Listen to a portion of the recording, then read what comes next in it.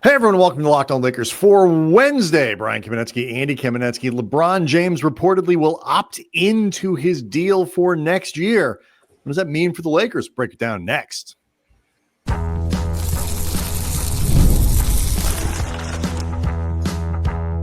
You are Locked On Lakers, your daily Los Angeles Lakers podcast, part of the Locked On Podcast Network, your team every day. Thanks to everybody for making Locked On Lakers first listen of every day, Monday through Friday, no matter how, where you get your podcasts. This one's always going to be free, never locked behind some grotesque paywall.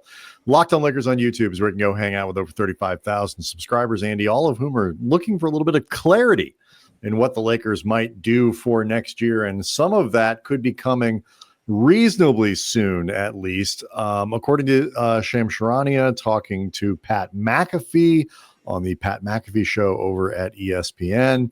LeBron James is likely, he is told, to opt into his deal for next year to pick up his $52 million. I'm sorry, is it 52 and a half? I don't want to shortchange him. Player option for next year, which sounds, I guess, like it would be the obvious thing to do, but it is not necessarily. And has a lot of big implications for the Lakers this year and down the road. Yeah, it was, I think, the most expected for him to do, just in the sense that nobody is really anticipating LeBron leaving. Like we've talked about this on previous shows, there are not a ton of, I think, realistic, viable options for LeBron that are just as attractive to him from both a basketball and a lifestyle perspective, lifestyle including his family and being close to the, his wife and his youngest daughter, and Bronny, obviously, with the Lakers. Bryce, I'm not exactly sure what his situation is next season in terms of college, but being as close to the family, being as close to his outside business ventures, Hollywood, yada, yada, yada. But that being said, there had always been, I guess, the remote possibility of him opting out and walking, but more importantly, the prospect of him opting out, then opting into a new 1+1 deal or 2+1 or something like that, with the people prognosticating how long will he play? Is he actually trying to line this up so he can play, if not with Bronny and Bryce, certainly at the same time as Bronny and Bryce? And that, in my opinion, creates complications for the Lakers that frankly could be untenable, and I think could lead to some very uncomfortable but necessary conversations and parting of the ways between LeBron and Lakers, assuming, Shams did allude to the idea of potentially opting in and extending off that number. I don't know exactly how that would work, or if that, how that's even possible. Like, I'm not doubting Shams. I'm just saying I don't know how that would work. But assuming he is simply opting into that last year, and whether that leads up to LeBron's final year in the league or his final year under contract with the Lakers, from the Lakers' perspective, on a bunch of different levels, I think that is the best possible outcome for next season and also moving forward. Well, and by the way, Bryce is going to Arizona next year to play. Okay. So that is, reasonably close. It is not hard to get to Tucson. And I'm also very confident, given what's going on now, that LeBron is not going to try to force his way, and I guess Bronny's way, to the Suns. To the Suns? No, I don't think so. No. No. Probably not. But it's interesting, like the dynamics here are a little bit kind of fascinating. Like the perfect world version of this would be LeBron opts out, says, I'll leave $20 million on the table, gives the Lakers, the access to bigger exceptions, a little more flexibility this offseason, and all these other things. That would be the ideal. And there are a lot of people who go, look, he's made, he's worth $1 billion and he's made so much. Does he really want to win? LeBron has, like many stars, who are second team all NBA players. I mean, it's not like LeBron is coming off some sort of stretch of disappointing seasons or whatever it might be and needs to sign below market value because he hasn't shown that he's worth market value. The odds, nobody ever really thought the idea of him leaving 20-something million dollars on the table was particularly realistic, especially given that it doesn't open up a lot of possibilities of who they could go acquire in a relatively thin free agent year. It always you have more options. I'm not saying, there's always better to have more options than fewer, but it's not like there are tons of appealing names out there and, guys that you look at that the Lakers would suddenly be able to go get. You don't gain max cap space from LeBron taking $25 million off the top. And so it's clear neither one of us thinks he's obligated to. I don't think he is. No. Nope. My point is just like you gain the extra money in a better exception, which isn't nothing, but it's also not, like you say, a max deal. That's the best thing that could have happened to Lakers for this season. Short of that, this is second best. This is, in terms of realistic options for the Lakers, this is assuming it is opting into the final year and then whatever comes next with LeBron as a true free agent. This is by far the best outcome for the Lakers, short and long term. It gives the reason, and I think it's probably the best outcome for LeBron too, because ultimately, I think he'll be a Laker as long as he wants to be a Laker, performs well, and the Lakers can continue to work him into the architecture of all of these things. But as Shams points out in this interview with Pat McAfee, LeBron still wants to be competitive. He still wants to go win as much as possible. And if you want to be able to, for example, have an opportunity to go play in Cleveland and finish out your career there, that's the only other, like you mentioned a couple minutes ago, like there aren't a lot of realistic places where he could end up this offseason. I agree. But we did talk about a scenario, like if he wants to win faster and you say, you know what, I got 1 year left, I'm going to finish it in Cleveland, or I'm going to go to Cleveland, sign a 2-year deal. Second year is the last one. This is how it's going to go. I don't think a lot of people, he'll still get a ton of bleep for it, but it'll be different bleep than if he went to Golden State. If he goes in, like, there aren't a lot of people who are going to like completely think that the idea of I want to go finish my career in Cleveland, if you're LeBron James, is at least not partially rooted in I'm from there, my career started there, I want to finish there. And so LeBron, if he good stuff in the documentary too. I'm not saying it has to be the only reason. I'm just saying there's nothing wrong with creating good content for a documentary. I'm just saying we've got more summer times we're going to have to fill down the road. I'm all for it. I'm just saying in terms of the chapters of however LeBron's career is going to be documented, rightly so, that would be a really interesting chapter. Right. So look, it gives everybody flexibility. Here's what I don't think this becomes about. And they were like, the Lakers have made this pretty clear, and we can carry this into the next segment. The Lakers have made this pretty clear. It's Luka's team. LeBron understands that it's Luka's team. I don't think this is about leverage to, keep the Lakers on their toes and making sure they're going all in for me and this and that. Because LeBron understands that they're no longer, if they go all in, it's not all in for him. It's all in for Luka. Now, you could look at it and say, like, it could be hard if like LeBron goes, replacing LeBron with somebody as good as LeBron might be hard. So let's try to make this year's team as good as possible. But that's not going all in for LeBron. It's going all in for Luka. And so next, I want to get into why, like the one big thing that this creates for the Lakers that makes this the best outcome of the realistic outcomes. We'll do that next. Locked on Lakers is brought to you by DoorDash. NBA fans, you know what time it is. It's the playoffs. That means big performances.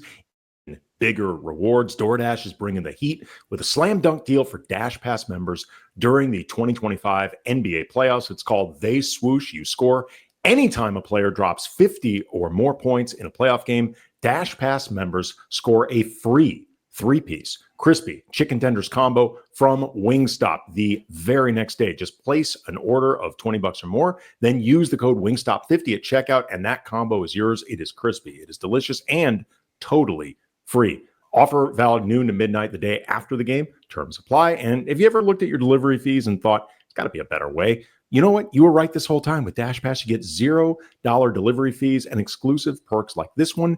Think about how much money you would save over the course of a season. So here's the play. Sign up for Dash Pass to unlock this and more exclusive deals all season long. When any player scores 50 plus in a playoff game, Dash Pass members can get a 3-piece crispy tenders combo for free from Wingstop the next day with a $20 plus order and the code Wingstop50. Dash Pass, your door to more savings, more flavor, and more ways to win. Terms apply. You and I disagree a little bit about, the potential implications of LeBron playing for the Lakers for longer than a year or a couple years or whatever. You guys, you don't find a lot of guys averaging whatever it was, 25, 8, and 8. He played 70 games last year. He played 70 games the year before. He's been pretty good. But what the Lakers benefit from here, if LeBron comes back, picks up the option, will work out the rest later, is an end date. There is a date at which the Lakers now would control when potentially the LeBron James era ends. There's a clean end date that the Lakers have control. If he comes back and if he opts out and says, I want to do a 1-and-1, they'll do it. But that's not as good for them, because then the control of what comes next goes back to LeBron. And this gives the Lakers, it gives LeBron an out, a clean, restart, whatever it might be. But it also gives the Lakers an endpoint, and that's really valuable for them. It's extremely important. And, we can debate, and we have debated before, the pluses and minuses of how long the LeBron era lasts for the Lakers, how much goes into supporting LeBron at this stage of his career with the mileage, all of that stuff. But I think one thing, you've even agreed on this. In the summer of 2026, in theory, the Lakers start gaining way more flexibility depending on how they approach this offseason. Mm-hmm. There is an argument that could be made, given the potential contracts that are ending, Rui, Austin, maybe now LeBron, down the line, that the Lakers could be best served treating this offseason as something of a gap year and not committing to anybody that they don't truly love moving forward beyond this season. We'll have this debate another day. I'm just saying, I think there is a legitimate debate. There's certainly an argument to be made for it. Right. There's an argument to be made for it. But regardless of that, in terms of trying to build a roster around Luka, that not just Luka can bring out the best of those guys, but those guys can help support Luka as much as possible. You need as many two-way guys, as many athletic two-way guys as possible. Two-way guys cost you more money. And it is not practical for one guy in his 40s who also requires a certain support system of his own, but also, is not going to be in all likelihood around for the long term. It becomes extremely difficult to build the roster that you want around Luka with one guy taking up that much of your cap space who is essentially a short-termer. I think just from a practical longevity, sustainability standpoint, by that argument, you just want him gone after this coming season, and I want him gone. If it's you would want LeBron, if you could choose for this to be LeBron's last season. LeBron plays 70 games again next year, averages 26, 8, and 8, whatever it is, has an identical year to this one. You still would you want depends on what I'm paying him. Depends on what I'm paying. $45 million, something maybe not quite a max. How much? I don't know, 40 something million, probably 50 million. No.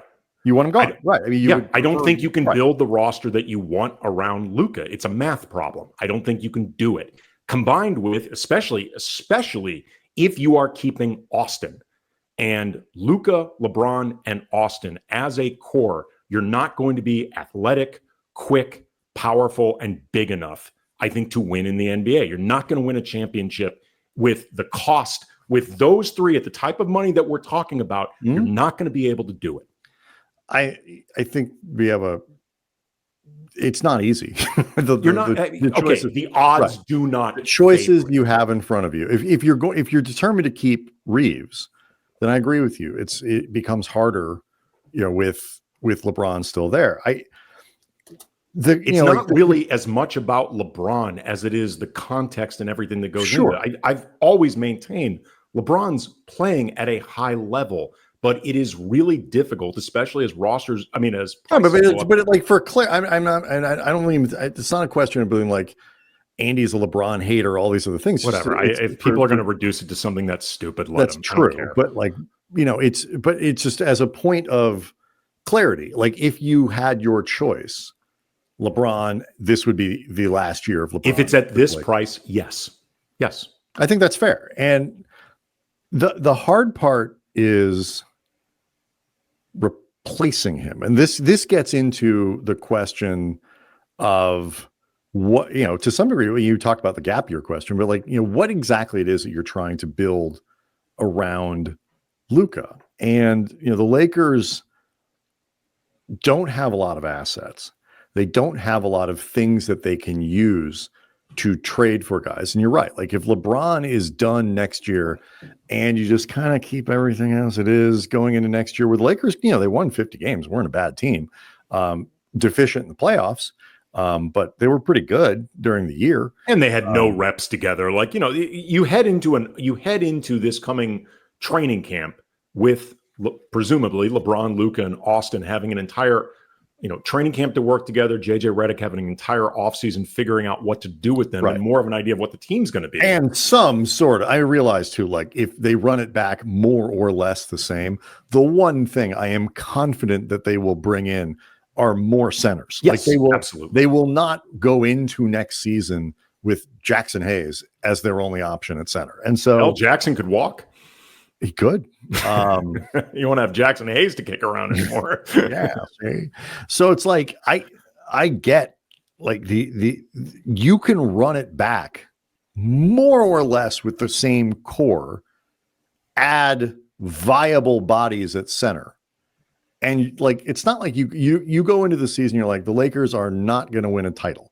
I would not pick the Lakers to win a title, but they're not going to be a trash team. No. That's still way too much talent to be a bad team. And so I think, some level of perspective is needed here. Is that wasting what's critically important here isn't whether or not you're wasting time with LeBron. That's LeBron's, the man is not stupid. He can look at the environment that they're in right now and be like, if I really, really, really, really, really, really want to win, I will opt out and figure out somewhere else to go. It may be hard for the Lakers to construct a championship caliber team next year. Competitive, playing meaningful basketball, yes, they can do all of that. But win a title, you're probably better off going to the Eastern Conference. But they can be a good team next year if just by upgrading at center. That's all they really need to do to maintain good team status. Good team status probably not good enough in the West. So, I mean, is it a gap year? Sort of. It's a gap year in terms of overall commitment, true visionary steps A, B, C through Z. This is what we are doing to build what we think will be our contending team for the next handful of years. And it's not about whether or not LeBron is okay with it. It's about who are they asking that question to? Yeah. It's Luka. I mean, if Luka says, I'm going to sign, don't worry, I like what we're doing here, the extension is going to be none of this really is about LeBron. All of it is about whether or not Luka is does Luka need to see you go all in next year?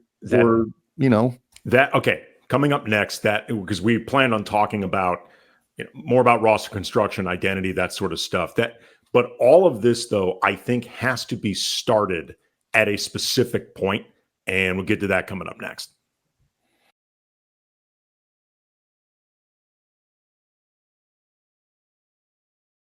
I've heard a lot of people, different podcasts covering the Lakers, ESPN LA, where you and I appear regularly on our own show, talk about the idea of this offseason wanting to put your best foot forward with Luka, wanting to impress Luka in order to get him to sign that extension in August. And in case people don't know this, Luka cannot sign the extension before that. It is not legal. So you can't try to come up with a scenario. Actually go to prison.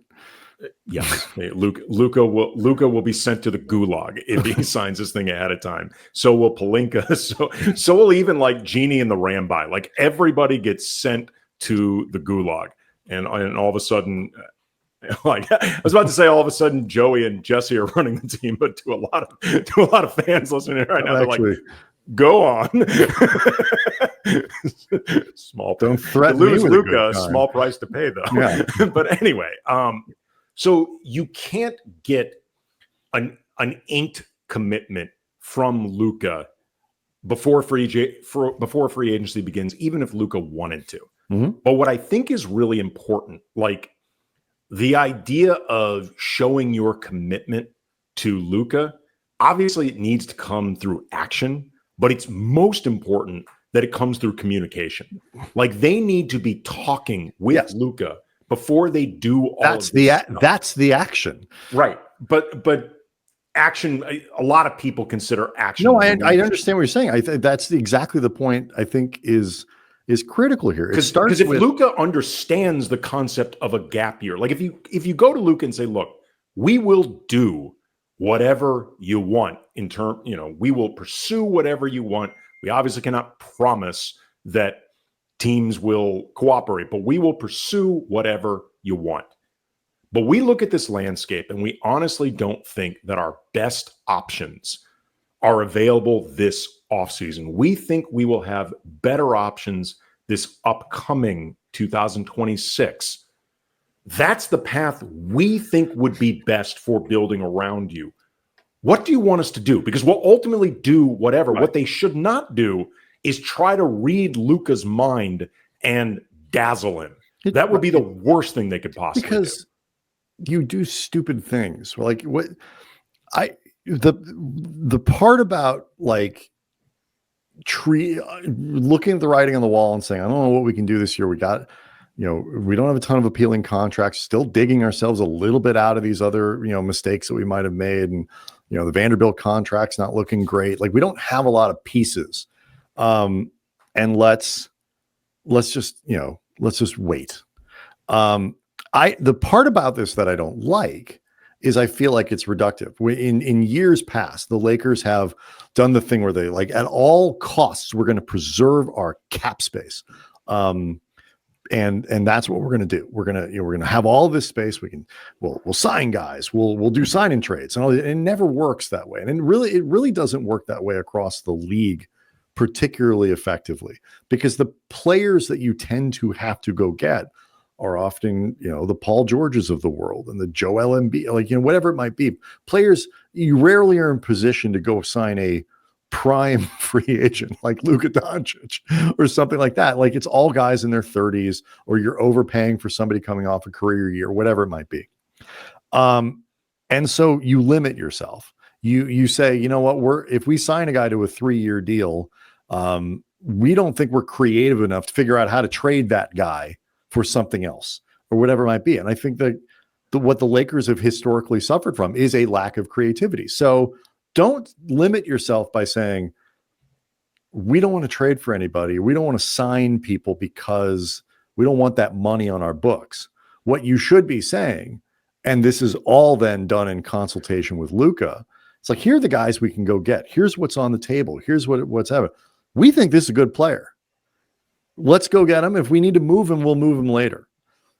but don't do stupid things. Don't do things to try to, like you say, dazzle Luka, and certainly don't do things to try to dazzle Luka that you're not talking to Luka about. Right. It's Absolutely. that communication aspect. And then you have to decide whether or not, if Luka suggests trading for, not literally, but the proverbial Russell Westbrook, this time you have to say no.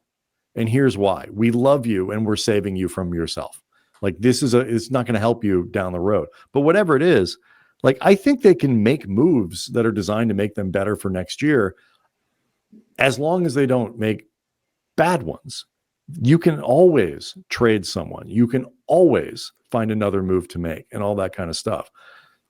Dalton, if you hold on to Dalton Connect and don't include him in a trade for this year, is that, it's not guaranteed you're going to get something better for him next year. He might lose value next year. So, like, make moves that are constructive and good for the organization. And that's okay. You don't have to preserve next off season and like it's, Gollum.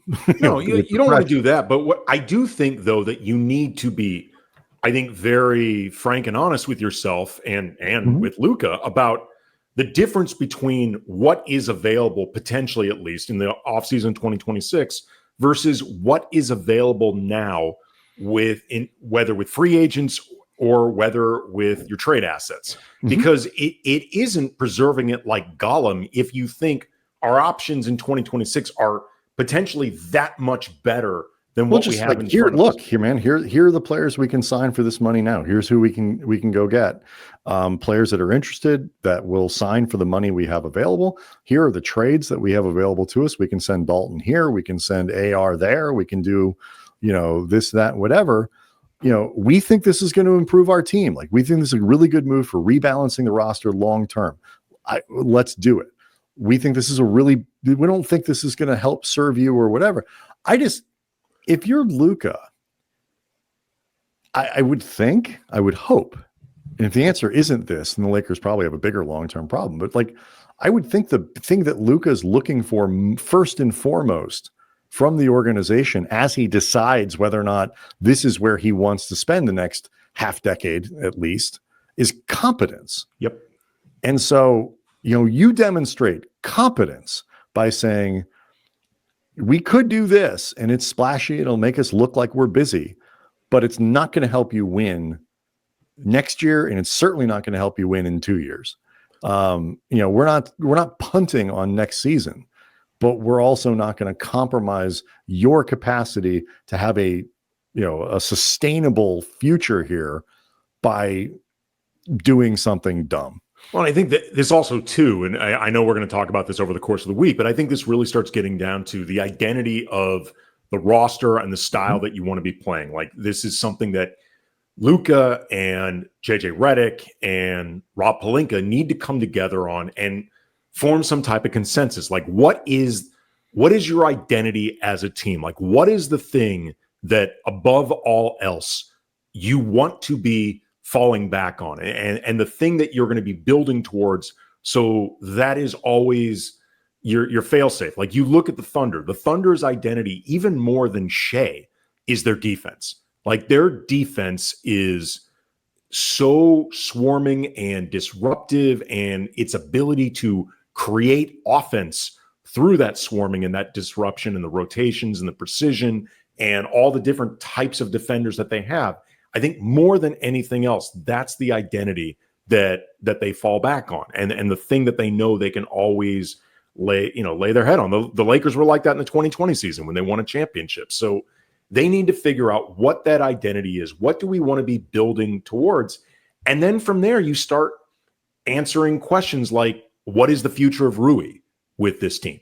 Like, Rui is entering, his the final year of his deal, and to me, if you don't feel confident or enthusiastic about Rui being part of your future moving forward, you need to move him, because he's too good of a player to eventually, this upcoming offseason, just walk for nothing because you're trying to think about cap space, or the the perfect deal just didn't come around, and we never found right, what we were looking that for. Gets to what I was saying. That gets to what I was saying. He's before. too good for that. He's too Right. good, and he's your highest expiring contract. That's the problem with cap preservation as an end goal, is that it leads to really bad asset. Or it doesn't always, but it can. But it often leads to really bad asset management. You start it often does with this organization. Yeah, at the very least. Renouncing players that you don't need to renounce. You don't try to keep a guy. You don't pick up an option because it's and again, it's all designed to create this free, and they'll always say, well, you can acquire people into your cap space. Well, you need players first and foremost. And like sign and trades are harder to do now than they've ever been. So you don't really want to count on that. And I just think free agency is a really lousy way to build a team. It's a good way to supplement a team. It's a bad way to build one. And, so the Lakers don't have a lot of draft choices. That's not something that they can acquire without breaking it down in ways that really could get Luka to leave. That basically is like, let's trade Luka for 6 first-round draft picks and a couple of young players. And if that's the avenue you want to go down, okay, but I don't think it is. When I say okay, I don't actually mean okay. Don't do that. Like their avenue for building the team is going to be through for the next few seasons, realistically, is smart trades and modest free agent signings. That's really, I think, what you have available to you. You might be able to trade into the second round this year. You've got the 55th pick. You could draft Bronny again, I suppose, same spot. But like maybe you go buy the 38th pick, the 36th pick, whatever it might be. But like, you're not going to go acquire 2 or 3 or 4 first round picks that can let you build up the kind of depth that Oklahoma City has built up, that Indiana has used to build up their roster. Like certain avenues are not going to be available. Others are. And we'll get into those over the course of this week. But the Lakers just have to, like you say, they have to have an identity of what kind of team they want to be, and then have an identity about or a plan, a blueprint that's realistic about how you can become that team. Which blueprint you choose. Do you depth this high, pack up the talent at the top of the roster and figure out the bottom? There are a lot of ways to do it, but they got to come up with some paths, and they have to talk to Luka about how to do it. Yeah, I mean, everybody has to get on the same page about what the vision is. And we've talked about Rob Pelinka before. The vision has to be about more than just acquire the superstar all NBA talent, because guess what? That's everybody's vision. Like everybody wants Nikola Jokic or SGA or Ant or whoever if they can get them. Like that is not a unique vision. Like, and frankly, it's not even a vision at all. That's just grabbing the obvious players that you would get if you could. It's what do you want to be building if you add any of those guys? Like, what do you want to be? And, the identity of this team last season was, to put it mildly, all over the place, but I don't blame anybody involved. I don't blame JJ. In a lot of ways, I don't even blame Rob Pelinka, because they started out the beginning of the season one way. Then even the DFS trade, sending out D'Angelo Russell before Luka Doncic was even on anybody's mind, that fundamentally changed a lot of how the Lakers played.